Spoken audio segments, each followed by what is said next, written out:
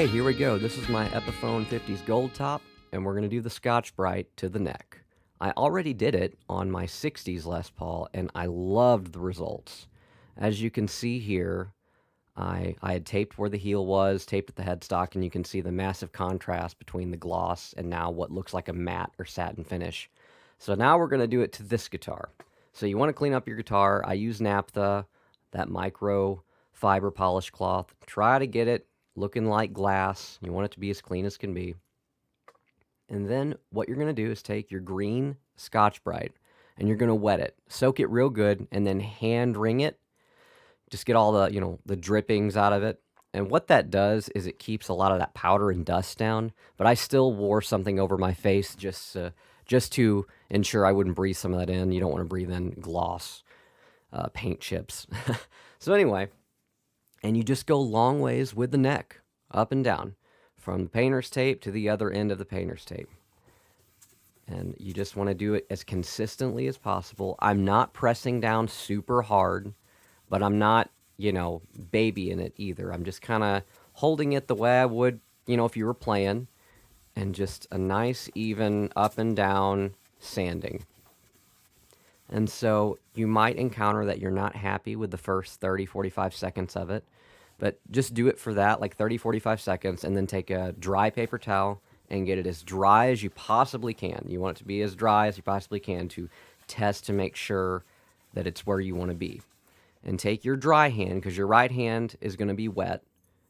So take your dry hand and test to see if it's to your liking. It was not to my liking just yet, so I spent about, another minute on it.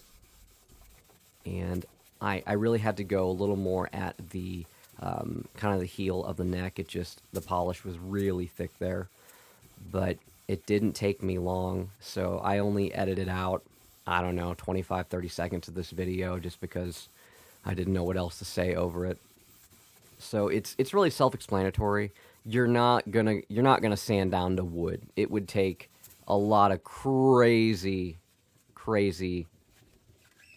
movement and time to do that. So this is the second time I'm drying, and now I'm feeling, and I'm thinking I'm liking it. I'm looking at the frets. Now, some people say to tape off the binding. I didn't, because they actually glossed the binding too. And my binding is not scratched up. It doesn't look marred or anything. It actually looks better. It plays better at the binding as well. So as you can see, I took a little more time at the heel again, because that's really where, I'm sliding up to about the 10th, 12th fret right there, and that's where, a lot of that gloss will gunk up, and it'll slow your hand down and really ruin your playing right there. At least it does for me. So towards the middle of the neck went away a lot quicker. I'm not sure why that is, but that was just my experience. So this is my third time around drying it. I'm using my microfiber now to try to get it as dry as possible. That way, when I'm running my hand down it, it's an accurate test, because, if it's wet, it's not really an accurate measurement. So, moment of truth. Here we go. I'm peeling the binding. The painter's tape. Look at that. Look at the contrast. There's a little water there. Great contrast, but it doesn't look ugly. It doesn't look tore up. Now let's do the heel. Perfect. That's exactly what I wanted. I dried that up a little bit. And I wish you could feel this through the video, because it plays so great. And like I said, it's not ugly. And see, you can see the binding isn't tore up. It doesn't look scratched up and tore up. So I did not tape off the binding. You can if you want, but I didn't for either of my guitars. So let's test it out. You know what, though? None of that matters if you don't like the way it plays.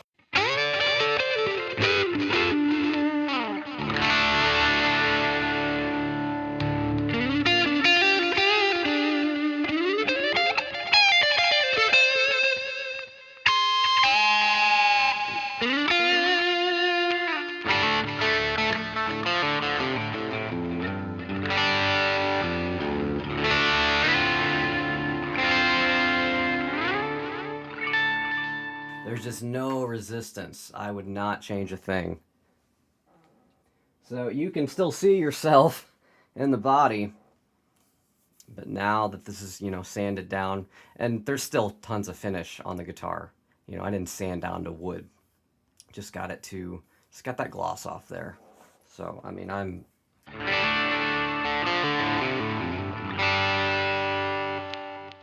as happy as can be with it.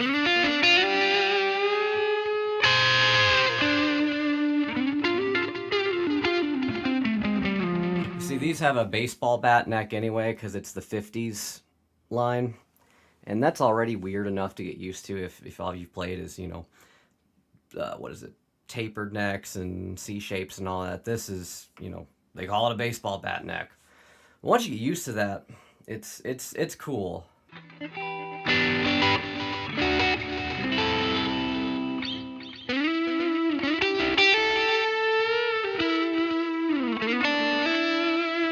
But when it's sticky and it's already a fat neck and sticky, that's just not a fun combo. But now this just feels like a nicer guitar. And for all you Gibson snobs, I love Epiphone. I love these Epiphones. I have two Gibsons, have two Epiphones. I interchange them, record with all of them. But man, it just feels like a nicer guitar now. So I understand if you didn't want to do this to your, you know, your $3,000 Gibson. I get that. I totally get it.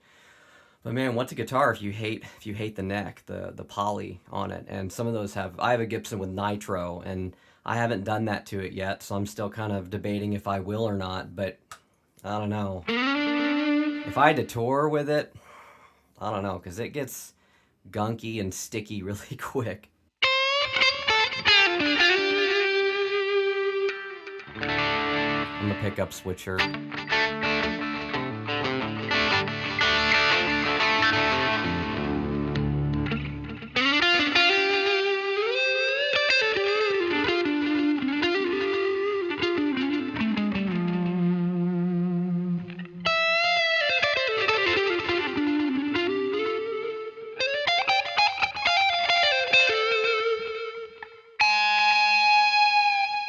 So that's the video.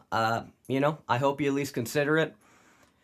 Thank you for watching. Please like and subscribe if you haven't already. I just want to play guitar, share what I've learned, learn from others. So this is not something unique to me. I learned it from, I mean, people have been doing this for years and years and years and years and years now. So, but Scotch Brite, the green pad, wet it, wring it out, a minute, and you have a wonderful neck. So rock